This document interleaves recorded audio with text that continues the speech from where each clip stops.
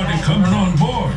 If it weren't for you, I'd surely be taking up space out in that old scrapyard with some of my family members that have come and gone over the years. Yep, I've been touring folks like you around this park since it opened way back in 1967. And y'all have always been good to me. So they've kept me around for over 50 years now, and I sure do thank you for that. You might have heard me mention my family. I'll have plenty more to say about them during this trip. Now, if everybody's seated and ready, we'll get moving here just as soon as I clear my throat. All right, that's better. Now, as we pull out of the Marthasville station, turn and wave goodbye to your station master and all the nice folks who were so helpful in getting you safely on the train today. As a matter of fact, you'll see folks waving at you this whole trip, so be polite and wave back. We are in the South, after all. Shoot, we can practice right now as we come up to the spot where over 800 smiling members of our family enter the park to make sure you have a good day and a fun time here at Six Flags. Let's just take a second to say hey to one another. Now, you keep hearing me mention family, because that's what we are. And there ain't many old relics left that have been here with me since opening day back in 1967. But down on the left, we're coming up on one that has. While many others have come and gone, the Delano Mine train has been here since the beginning, named after the Delano, Georgia gold rush of 1828, which just happened to be the very first gold rush in these here United States. The mine train was the park's biggest roller coaster until the addition of the Great American Steam Machine way back in 1973, when the Cotton States Exposition was added to the park. Here on the right, where the Dodge City bumper cars lived for 43 years, you will now see Justice League, Battle for Metropolis. And up in the skies of Metropolis, you can see Superman Ultimate Flight shooting up to 115 feet at speeds of over 60 miles per hour, which is way faster than this old locomotive can get up to these days. I'll just stick to my cruising speed of 10 miles per hour. In 2017, Metropolis replaced the Cotton States section, which was once home to favorites like Momo the Monster and Viper. Now, we all have those family members that refuse to age gracefully. And in 2016, one of our own got some work done. Just here on the right, where my old friend Z-Force used to live, is what used to be called Ninja. After a facelift and name change, now call her Blue Hawk. But she still takes you upside down 5 times. In comparison, this here train you're on right now takes you upside down 0 times. To your right, standing 200 feet in the air, is Skyscraper. In 2013, this tall tower was called in to relieve the wheelie, which got moved in from USA section back in 1985 to replace the drunken barrels.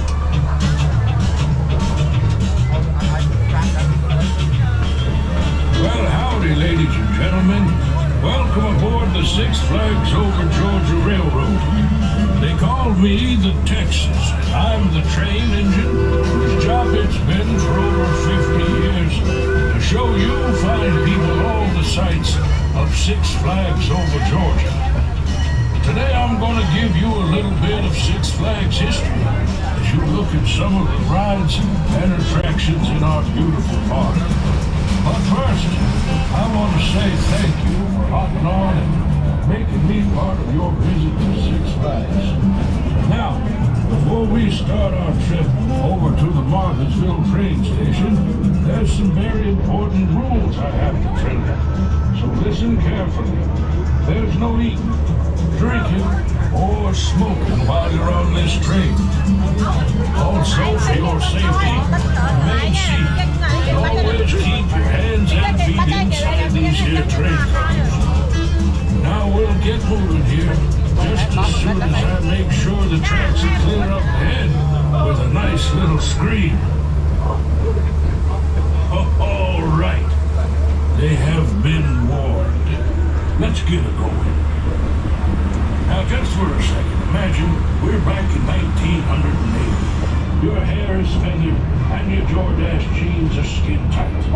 Six Flags Over Georgia has been open just over a decade, and we have already seen expansion to add Lickskillen and Cotton States. But y'all guests were still begging for more, so that season came the addition of Jolly Rogers Island and its signature ride, the Flying Dutchman.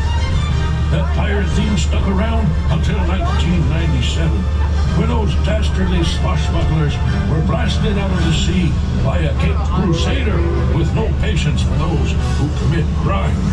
So now, over to your right, you see Gotham City, home of the Joker Chaos Coaster, Catwoman Whip, and of course, Batman the Ride. The list of those that we've lost from the USA section reads like a who's who of guest favorites. The Chevy Show, the Drive-In Theater, Shake, Rattle, and Roll, and Freefall. Sometimes you've got to lose to gain, and we've gained a lot. And I'm not talking about all the weight I gained when they switched me to a diesel engine back in 2005. But anyway, to the left, standing high in the air with 3 inversions, is Daredevil Dive. She joined us back in 2011, a daring guest to take that 95-foot drop. When the park opened in 1967, some people say the most popular ride had to be the Log Jamboree. I would say the most popular ride had to be the Six Flags Railroad, but I digress. The log ride was so popular that in 1968, an additional flume had to be added to meet the demand of guests who wanted to ride. You can see that second flume is still right there for you to enjoy today. The original flume was removed in 1990 to make room for Range and Rivers until 1998, when that flume became a flame called Georgia Scorcher. Now we're coming up under a coaster so huge, such a giant, that 2 rides had to be closed to make room for it. Back in 2005, we lost 2 longtime favorites, the Lupin Starship and the Great Gatsby. But in return, received what is arguably the most popular ride at Six Flags Over Georgia today, Goliath.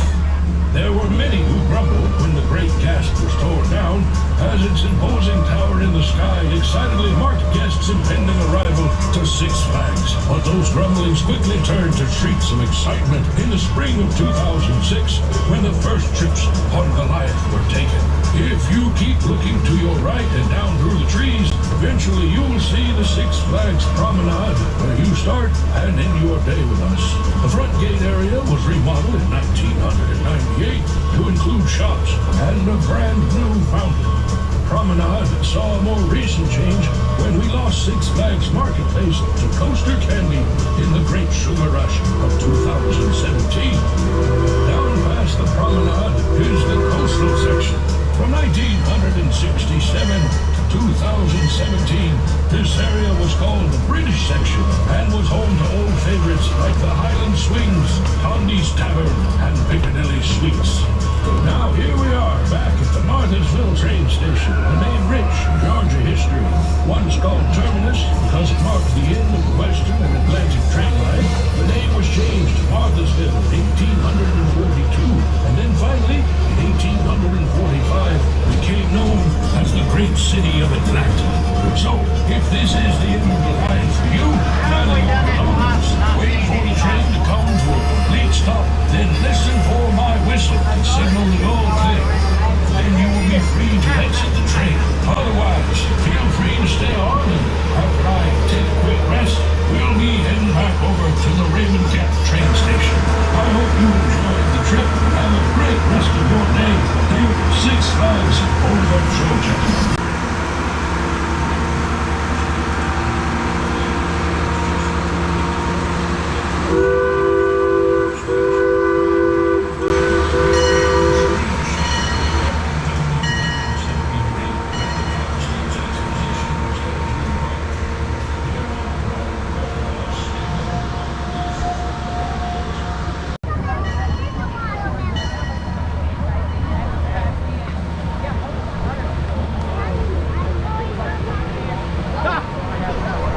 So I was like, all right, let's go. And then as soon as we started going,